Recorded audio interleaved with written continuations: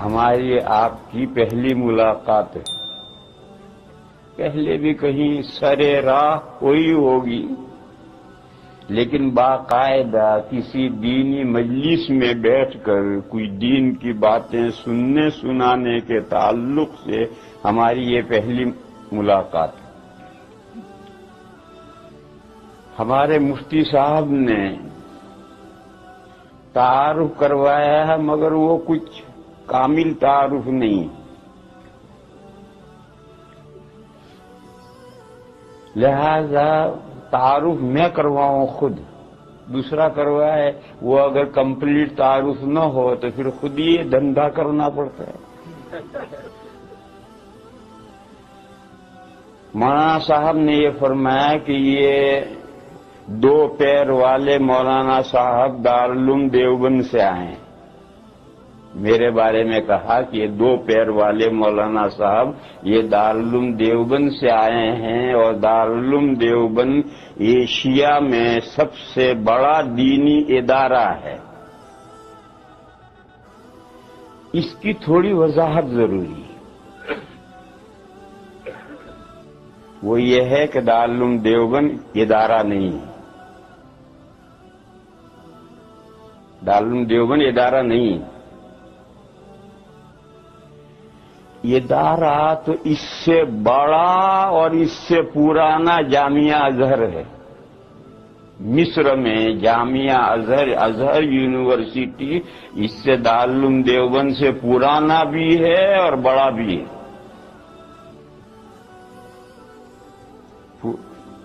پرانا کتنا ہے؟ دارالعلوم دیوبند کو قائم ہوئے 140 سال ہوئے ہیں،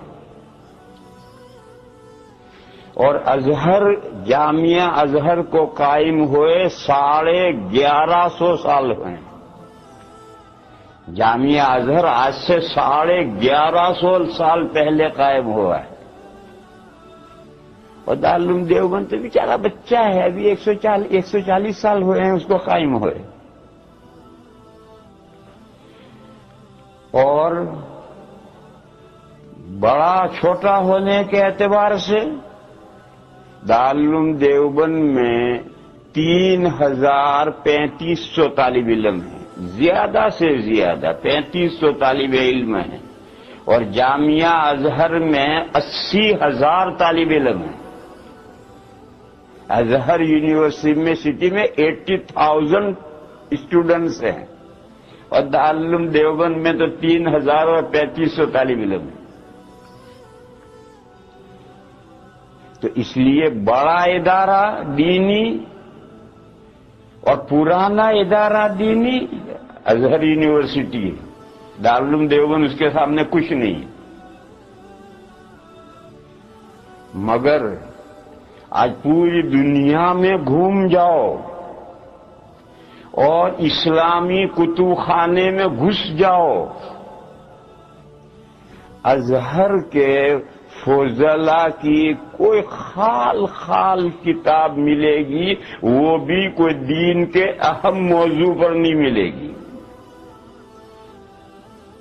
اور ساری دنیا میں گھوم لو، کہیں آپ کو ازہری فاضل کام کرتا ہوا نہیں ملے گا، الا ماشاء اللہ کہیں پوری دنیا میں گھومو گے تو 5-7 آدمی مل جائیں گے.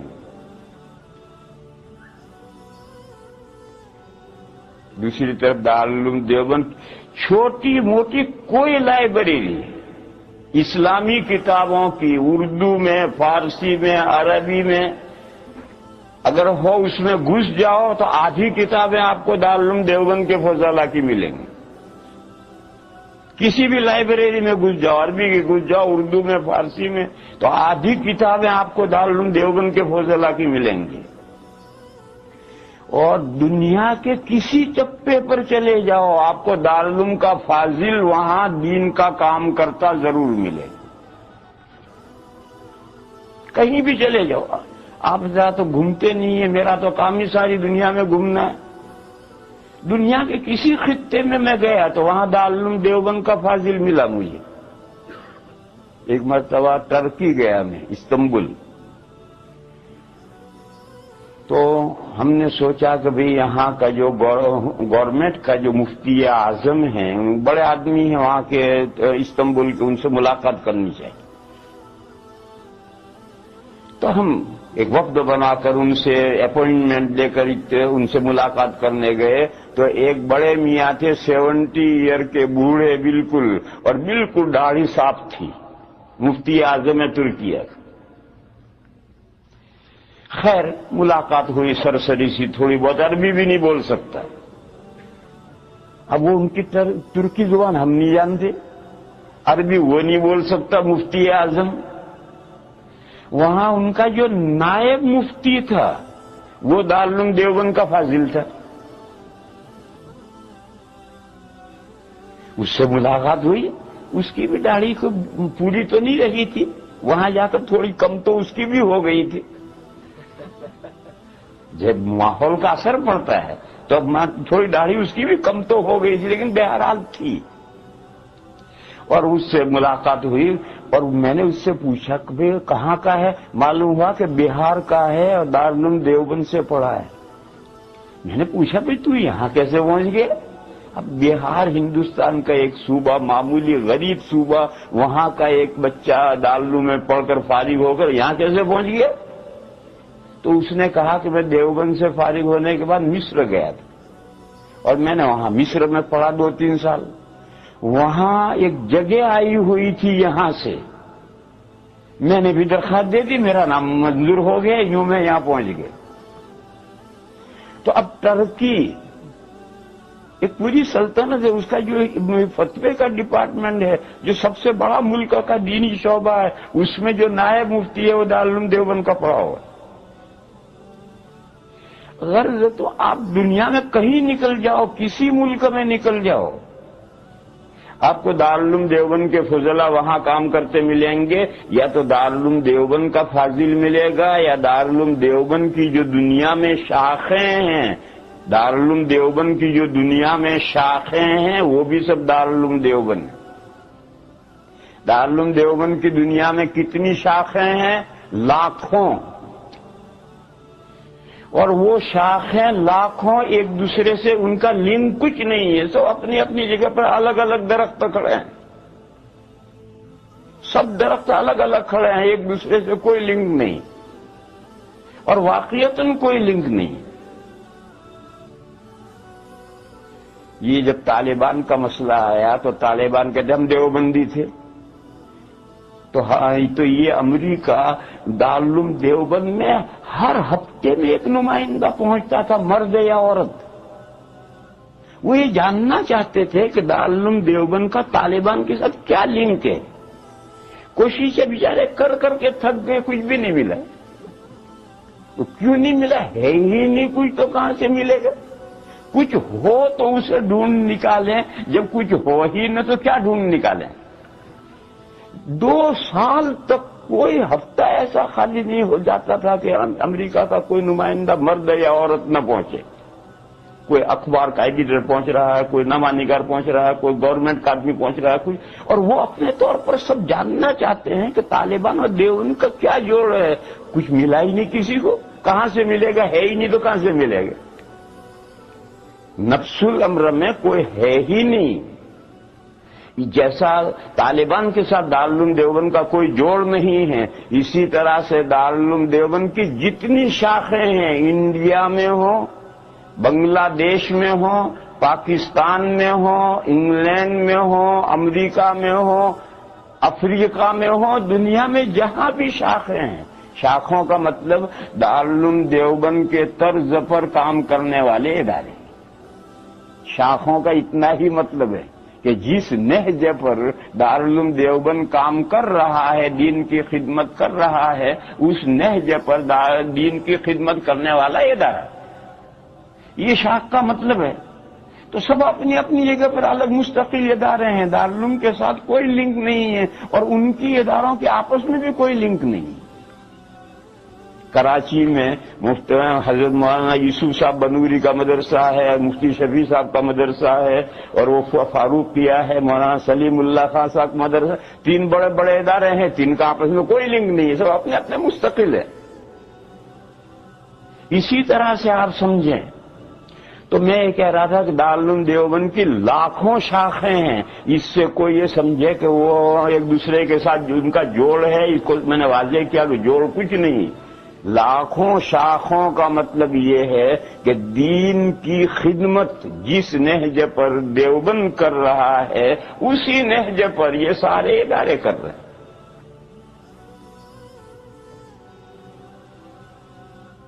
اور ازہر کی کوئی شاخ کیرو میں فیکلٹی اور کالجز تو اس کے ہیں الگ الگ، یہ فلاں کالج، یہ فلاں کالج، یہ فلاں کالج، اور وہ سب کالجوں کے طالب علم مل کر 80,000 ہیں، لیکن کیرو سے باہر کچھ نہیں، اس کی دنیا میں کہیں کوئی شاخ نہیں کہ ازہر یونیورسٹی جس انداز پر کام کر رہی ہے اس انداز پر کام کرنے والی اس کی کوئی شاخ یا اس کے فضلاء کی قائم کی ہوئی کوئی تنظیم دنیا میں کہیں کچھ نہیں۔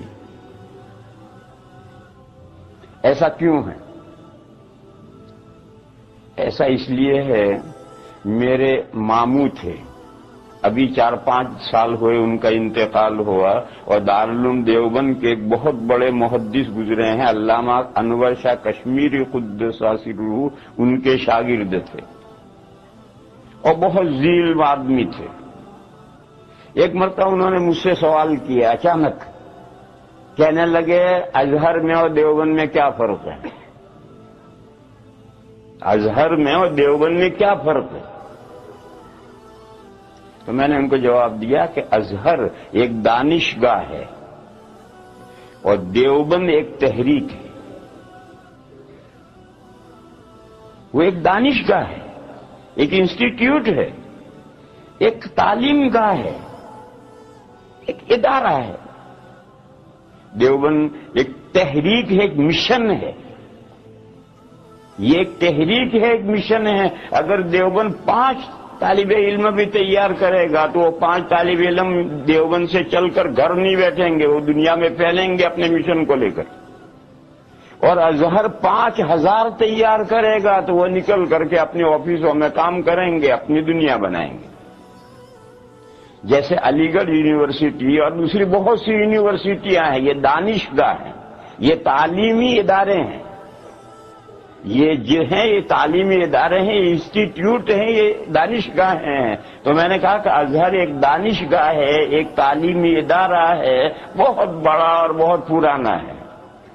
دیوبند ایک تحریک ہے، ایک مشن ہے۔ تو چونکہ دیوبند ایک تحریک اور ایک مشن ہے تو اس کے فضلاء ساری دنیا میں پھیلے ہوئے ہیں، جو مشن ہے اس مشن کو لے کر ساری دنیا میں پھیلے ہوئے ہیں۔ اب آپ کو یہ سمجھنا ہے کہ دیوبند کیا کس چیز کی تحریک ہے، کس چیز کا مشن ہے۔ اس لیے سمجھنا ہے کہ آپ بھی دیوبندی ہیں، یہ چیز آپ کو اس لیے سمجھنی ہے کہ آپ بھی دیوبندی ہیں، لہذا آپ کو سمجھنا پڑے گا کہ ہم دیوبندی کیوں ہیں، کس چیز کا نام دیوبندیت ہے۔ دیوبند جو ایک دیوبندیت ایک مشن ہے، ایک تحریک ہے، تو کیا ہے دیوبندیت، یہ آپ کو بھی سمجھنا ہے، اس لیے کہ آپ دیوبندی ہیں۔ میرے بھائیوں، دیوبندیت نام ہے صحیح دین کو دونوں ہاتھوں سے مضبوط پکڑنے کا۔ جو صحیح دین ہے اس کو دونوں ہاتھوں سے مضبوط پکڑو، اسی کا نام دیوبندیت، اس سے آگے کچھ نہیں۔ دیوبند کا کوئی دستور اساسی نہیں، کوئی کانسٹیٹیوشن نہیں ہے، دیوبند کا کوئی نام نہیں ہے۔ دیوبند ایک شہر کا نام ہے، اس سے دیوبندیت بن گیا، اس مسلک کا کوئی نام نہیں ہے، اس کا کوئی کانسٹیٹیوشن نہیں ہے، اس جماعت کا کوئی کچھ نہیں ہے۔ اس کا کانسٹیٹیوشن کیا ہے؟ یہ قرآن اور یہ سنت، یہ قرآن اور یہ سنت، یہی دیوبند کے دستور اساسی ہے۔ اس قرآن و سنت کو سمجھنا اور اس کو سمجھنا آج کے لوگوں کے مائنڈ سے سمجھنا نہیں، آج کے لوگوں کے مائنڈ سے سمجھنا نہیں، دور اول سے چلو، صحابہ سے، تابعین، تبع تابعین، یوں نیچے اترتے آؤ. یہ جو دور اول کے لوگوں نے قرآن و حدیث کو جس طرح سے سمجھنا ہے اس طرح سمجھنا، آج کے مائنڈ سے نہیں، اولڈ مائنڈ سے سمجھنا. اولڈ مائنڈ کس کا؟ صحابہ کا، تابعین کا، تبع تابعین کا. اس کے بعد جو محدثین، فقہا، علماء، مجتہدین گزرے، چاہے لمبے زمانے سے چلے آ رہے ہیں، انہوں نے قرآن و حدیث کو کس طرح سمجھا ہے اس سمجھے ہوئے کو لینا.